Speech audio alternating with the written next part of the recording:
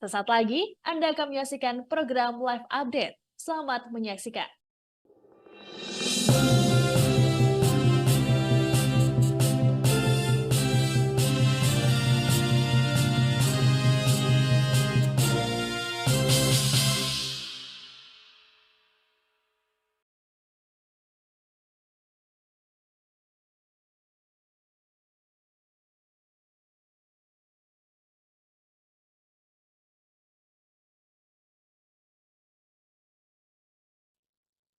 Selamat siang Tribuners, Anda sedang menyaksikan Live Update Tribun News edisi Senin 9 Desember 2024.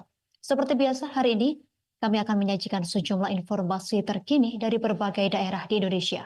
Bersama saya, Justina Kartika. Kita jelang Live Update siang selengkapnya untuk Anda. Mengawali berita pada siang hari ini, pemirsa.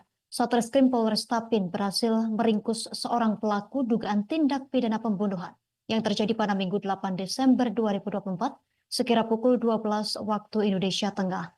Lokasi peristiwa pembunuhan di sebuah ruko yang terletak di kawasan Kelurahan Rantau Gana, Kecamatan Tapin Utara, Kabupaten Tapin.